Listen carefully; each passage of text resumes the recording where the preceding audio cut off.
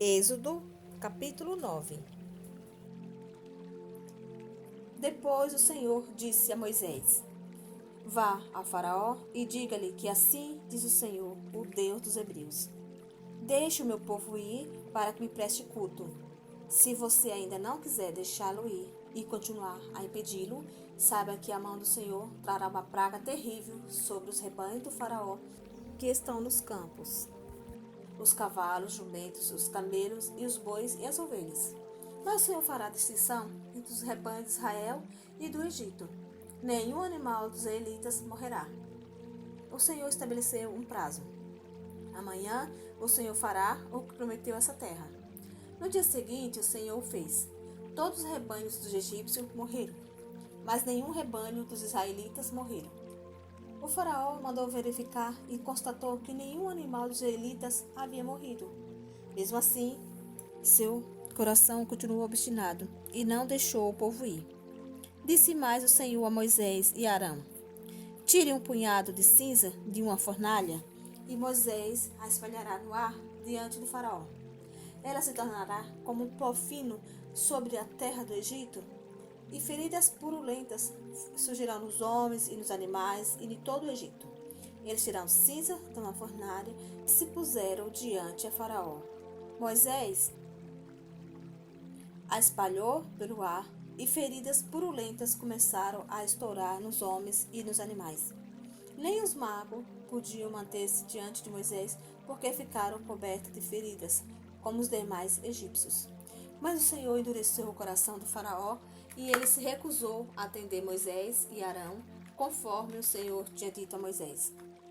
Disse o Senhor a Moisés: Levante-se logo cedo, apresente-se a Faraó e diga-lhe que assim diz o Senhor, o Deus dos Hebreus: Deixe o meu povo ir para que lhe preste culto. Caso contrário, mandarei desta vez todas as minhas pragas contra você, contra os seus conselheiros e contra o seu povo, para que você saiba que em toda a terra não há ninguém como eu. Porque eu já poderia ter estendido a mão, ferindo você e o seu povo com uma praga, que teria eliminado você da terra. Mas eu o mantive em pé exatamente com esse propósito: mostrar-me o meu poder e fazer com que o meu nome seja proclamado em toda a terra. Contudo, você ainda insiste em colocar-se contra o meu povo e não o deixa ir.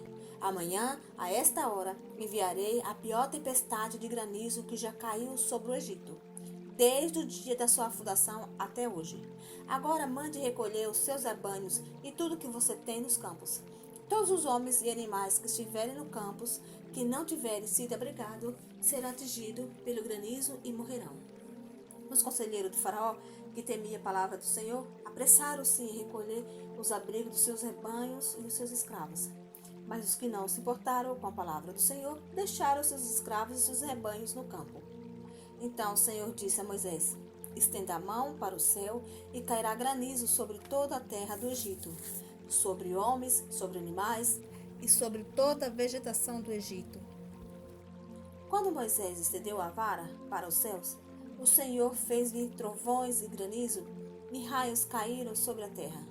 Assim, o Senhor fez chover granizo sobre a terra do Egito. Caiu granizo e raios cortavam os céus em todas as direções. Nunca houve uma tempestade de granizo como aquela em todo o Egito, desde que este se tornou uma nação. Em todo o Egito, granizo atingiu tudo o que havia nos campos, tanto homens quanto animais. Destruiu toda a vegetação, além de quebrar todas as árvores. Somente na terra de Gósen, onde estavam os israelitas, não caiu granizo. Então o faraó mandou chamar Moisés e Arão e disse-lhes: Dessa vez eu pequei, o Senhor é justo.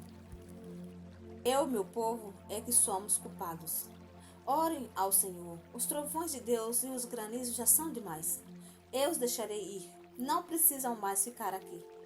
Moisés respondeu: Assim que eu tiver saído da cidade, erguerei as mãos em oração ao Senhor, e os trovões cessarão, e não cairá mais granizo, para que saibas que a terra pertence ao Senhor.